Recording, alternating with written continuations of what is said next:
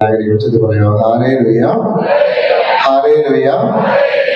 നമ്മൾ കാണാനായിട്ട് ആഗ്രഹിക്കുന്ന വചനഭാഗം യോഹന്നാന്റെ സുവിശേഷം 6-ാം അധ്യായം 35-ാം തിരുവചനം. യോഹന്നാൻ ബൈബിൾ ഉണ്ടെങ്കിൽ ഇത് നമുക്ക് പരിചയമുള്ള ഒരു വചനഭാഗമാണ്. യോഹന്നാന്റെ സുവിശേഷം 6:35. യേശു അവരോട് പറഞ്ഞു, ഞാനാണ് ജീവന്റെ അപ്പം. എന്റെ അടുത്ത് വരുന്നവന് ഒരിക്കലും വിശക്കുകയില്ല, എന്നിൽ വിശ്വസിക്കുന്നവന് ദാഹിക്കുകയില്ല. ഈശോ പറയാണ്, ഞാനാണ് ജീവന്റെ അപ്പം. എന്റെ അടുത്ത് വരുന്നവന് ഒരിക്കലും യോഹന്നാൻ 6:35. യോഹന്നാൻ 6:35.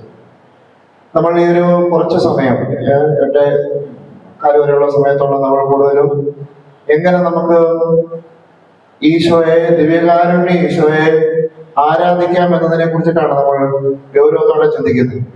ഈ ഒരു വചനത്തെ അടിസ്ഥാനമാക്കി നമ്മൾ ചിന്തിക്കാം. അതിൽ കൂടുതലും ഞാൻ വചനത്തിലൂടെ ആയിരിക്കും കടന്നു പോകുന്നത്. ഈ ഒരു വചനത്തെ തന്നെ വിശദീകരിക്കാൻ നമുക്ക് പറ്റും. പല വചനങ്ങളിലൂടെ തന്നെ കടന്നു പോകാം. ഇപ്പൊ നമ്മൾ ആദ്യം കണ്ട വചനം ഇതാണ്, യോഹന്നാൻ 6:30. ഈശോ കുർബാനയെ കുറിച്ച് പഠിപ്പിക്കുന്നതിന്റെ അകത്തുള്ള വളരെ പ്രധാനപ്പെട്ട ഒരു വചനഭാഗമാണ്, ഞാനാണ് ജീവന്റെ അപ്പം. എന്നൊരു ഈശോ പറയാണ്, എന്റെ അടുത്ത് വരുന്നവന് എന്ത് സംഭവിക്കത്തില്ല, അവനൊരിക്കലും വിശക്കത്തില്ല, അവനൊരിക്കലും ദാഹിക്കത്തില്ല. എന്ന് വെച്ച് കഴിഞ്ഞാൽ അവന്റെ ജീവിതത്തിന് വേണ്ട മുഴുവൻ സമൃദ്ധിയും ഈ കുർബാന നമുക്ക് തരും. ഈ അടുത്ത് വന്നാൽ, വിശുദ്ധ കുർബാനയിലേക്ക് നമ്മൾ വന്നാൽ, അതാണ് ജീവന്റെ അപ്പം എന്ന് പറഞ്ഞത്. കുർബാനയിലേക്ക് വന്നാൽ തീർച്ചയായിട്ടും നമുക്ക് അവിടെ നിന്ന് കിട്ടും എന്നുള്ളതാണ്. ഇനി ഇങ്ങനെ കുർബാനയുടെ അടുത്ത് വന്നിരിക്കണം, ഇങ്ങനെ ഈശോയെ ഈ കുർബാനയിലേക്ക് നമുക്ക് വരണമെന്നുണ്ടെങ്കിൽ നമ്മുടെ ഉള്ളിൽ ഉണ്ടായിരിക്കേണ്ട ഏറ്റവും അടിസ്ഥാനപരമായ ഒരു മനോഭാവം അതെന്താണെന്നുള്ളതിനെ കുറിച്ച് കാണാം. ഈ കുർബാനയുടെ അടുത്ത് നമുക്ക് വരണം എന്നുണ്ടെങ്കിൽ നമുക്ക് നമ്മുടെ അകത്ത് ഉണ്ടായിരിക്കേണ്ട ഒരു മനോഭാവത്തെ കുറിച്ചിട്ട് കാണാം. അത് സങ്കീർത്തനങ്ങൾ എടുക്കാം. സങ്കീർത്തനങ്ങൾ 42 1-2 തിരുവചനങ്ങൾ. സങ്കീർത്തനങ്ങൾ 42-ാം അധ്യായം 1-2. ആദ്യത്തെ വചനം ഓർമ്മിക്കണം, യോഹന്നാൻ 6:35. ഞാനാണ് ജീവന്റെ അപ്പം.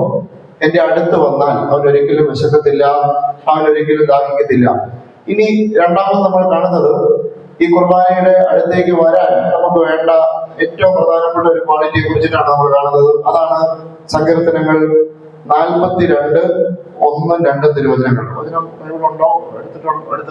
നമുക്ക് എടുത്തവരൊന്നിച്ച് വായിക്കാം, ഇല്ലാത്തവർ കേട്ടിരിക്കുക. വചനം ഇതാണ്, നീർച്ചാൽ തേടുന്ന മാൻപേടയെ പോലെ ദൈവമേ എന്റെ ഹൃദയം അങ്ങേ തേടുന്നു, എന്റെ ഹൃദയം ദൈവത്തിനായി ദാഹിക്കുന്നു. ജീവിക്കുന്ന ദൈവത്തിന് വേണ്ടി തന്നെ. അതാണ് സങ്കീർത്തനങ്ങൾ 42 1-2. അപ്പോ നീർച്ചാൽ തേടുന്ന മാൻപേടയെ പോലെ എന്ന് വെച്ചാൽ അതിന്റെ അർത്ഥം എന്താണ്? കുറച്ച് വെള്ളം, നീർച്ചാൽ വെള്ളം ഒഴുകുന്ന ചാൽ തേടുന്ന മാൻപേടയെ പോലെ ദൈവമേ എന്റെ ഹൃദയം അങ്ങേ തേടുന്നു. അടുത്ത വചനം ഇതാണ്, എന്റെ ഹൃദയം ദൈവത്തിനായി ദാഹിക്കുന്നു. ആദ്യത്തെ വചനം എന്താണ്? എന്റെ അടുത്ത് വന്നാൽ പിന്നെ നിനക്ക് ദാഹിക്കുകയില്ല. അതാണ് ഏത് ആദ്യം കണ്ട വചനം, യോഹന്നാൻ 6:35. ഈശോ പറയാണ്, എന്റെ അടുത്ത് വന്നാൽ ദാഹിക്കത്തില്ല. പക്ഷെ നമുക്കുണ്ടായിരിക്കേണ്ട ഒരു ദാഹത്തെ കുറിച്ചിട്ടാണ് ഇവിടെ പറയുന്നത്. നമുക്കുണ്ടായിരിക്കേണ്ടത് എന്തിനു വേണ്ടിയിട്ടുള്ള ഒരു ദാഹം അകത്ത് വേണം. അതാണ് ഈ നീർച്ചാൽ തേടുന്ന മാൻപേടയെ പോലെ ദൈവമേ എന്റെ ഹൃദയം അങ്ങേ തേടുന്നു, എന്റെ ഹൃദയം ദൈവത്തിനായി ദാഹിക്കുന്നു. സ്നേഹമുള്ളവരെ, നമുക്ക് കുർബാനയിലേക്ക് വരണമെന്നുണ്ടെങ്കിൽ, കുർബാനയിൽ നിന്നൊരു കുറവ് നമുക്ക് കിട്ടണമെന്നുണ്ടെങ്കിൽ, അതിന്റെ മുന്നേ ആദ്യമായി എന്റെ അകത്ത് ഈ കുർബാനയെ ഈശോയിലേക്ക് എനിക്കൊരു ദാഹം വേണം അകത്ത്. അതില്ലെങ്കിൽ പറ്റത്തില്ല. അകത്ത് അതുകൊണ്ടാണ് എന്റെ അടുത്ത് വന്നാലേ ഇത് നടക്കത്തുള്ളൂ. ഞാനാണ് ജീവന്റെ അപ്പം. എന്റെ അടുത്ത് വരുന്നവന് എന്ന് വെച്ചാൽ അതിന്റെ അർത്ഥം ഈശോയെ ദാഹിക്കുന്നവന്, ഈശോയ്ക്ക് വേണ്ടി ആഗ്രഹിക്കുന്നവന് ഈ വിശപ്പും ദാഹവും ഉണ്ടാകത്തില്ല. പക്ഷെ അതിന് മുന്നേ നമുക്ക് എന്ത് വേണം? വേറൊരു ദാഹം വേണം. ആ ദാഹമാണ് ഈശോയ്ക്ക് വേണ്ടിയിട്ടുള്ള ഒരു ദാഹം. അല്ലെ, നമുക്ക് ഉദാഹരണം പറഞ്ഞു കഴിഞ്ഞാല്, നമ്മളിപ്പോ വയറ് നിറച്ച് ഭക്ഷണം കഴിച്ചിട്ടിരുന്നിട്ട് പിന്നെ വിശക്കാന്ന് പറഞ്ഞാൽ നടക്കുമോ? ഇല്ല. നമുക്ക് വെള്ളം കുടിക്കണമെന്നുണ്ടെങ്കിൽ എന്ത് വേണം? ദാഹം വേണം. നമ്മൾ ഈ ദാഹം ഉണ്ടെങ്കിലേ പിന്നെ വിശക്കുകയില്ല എന്ന് ഈശോ പറഞ്ഞതിന്റെ അർത്ഥം വരത്തുള്ളൂ, അല്ലേ? ഈ ദാഹം ഉണ്ടെങ്കിൽ ഈശോയിൽ നിന്ന് സ്വീകരിച്ചാൽ പിന്നീട് നമുക്ക് വിശക്കത്തില്ല. പക്ഷെ അതിന് മുന്നേ നമുക്ക് ദാഹം വേണം. ഈശോയ്ക്ക് വേണ്ടിയിട്ടുള്ളൊരു ദാഹം എന്റെ അകത്തുണ്ടാകണം. അത് തന്നെയാണ് സങ്കീർത്തനങ്ങൾ 42 ഇപ്പൊ കണ്ടത്. സങ്കീർത്തനങ്ങൾ 63, സങ്കീർത്തനങ്ങൾ 63:1, സങ്കീർത്തനങ്ങൾ 63:1 എടുത്തവര് വായിക്കാം. ദൈവമേ, അവിടുന്നാണ് എന്റെ ദൈവം, ഞാൻ അങ്ങയെ തേടും. അടുത്തെന്താണ്? എന്റെ ആത്മാവ് അങ്ങേയ്ക്കായി ദാഹിക്കുന്നു. വചനം പറയണം. അടുത്ത വചനം എന്താണ്?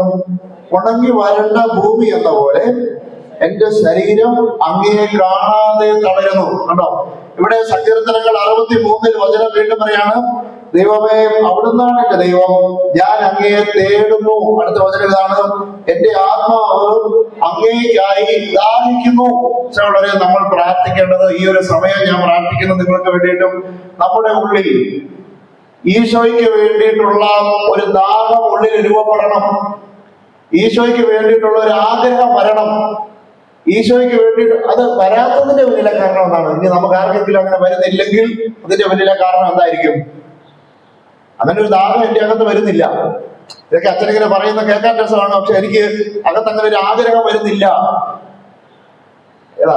ഈശോയ്ക്ക് വേണ്ടിയിട്ടുള്ളൊരു നീർച്ച തേടുന്ന മാൻപേടയെ പോലെ എന്റെ ആത്മാവ്, എന്റെ ഹൃദയം അങ്ങയെ തേടുന്നു, അങ്ങേയ്ക്കായി ദാഹിക്കുന്നു. ഇവിടെ വചനം പറയുന്നു, എന്റെ ആത്മാവ്, സങ്കീർത്തനങ്ങൾ 63 വചനം പറയണം, എന്റെ ആത്മാവ് അങ്ങേയ്ക്കായി ദാഹിക്കുന്നു, ഉണങ്ങി വരണ്ട ഭൂമി എന്ന പോലെ എന്റെ ശരീരം അങ്ങയെ തേടുന്നു. എനിക്ക് അങ്ങനെ ഒരു ആഗ്രഹം, ഒരു ദാഹം ദൈവത്തിന് വേണ്ടിയിട്ട് എന്റെ അകത്ത് വരുന്നില്ലെങ്കിൽ അതിന്റെ അർത്ഥം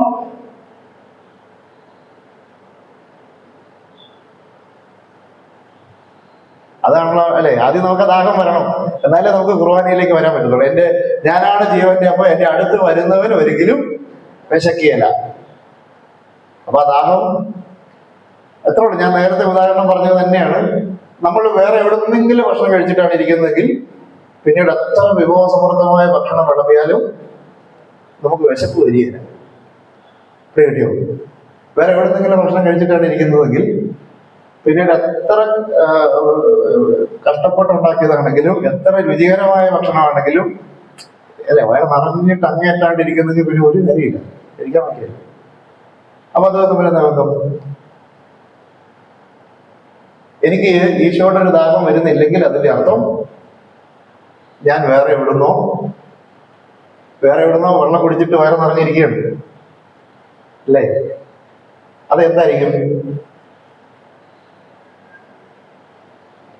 ലോകത്തിൽ നിന്ന്, ലോകത്തിന്റെ സന്തോഷങ്ങളിൽ നിന്ന് ഞാൻ ഇങ്ങനെ ആനന്ദം കണ്ടെത്തിക്കൊണ്ടാണ് ഇരിക്കുന്നതെങ്കിൽ എനിക്കൊരിക്കലും ദൈവത്തെ തേടാനോ ദൈവത്തിൽ നിന്ന് സന്തോഷം കണ്ടെത്താനോ ഉള്ള ഒരു ആഗ്രഹം എന്റെ അകത്ത് വരികയില്ല.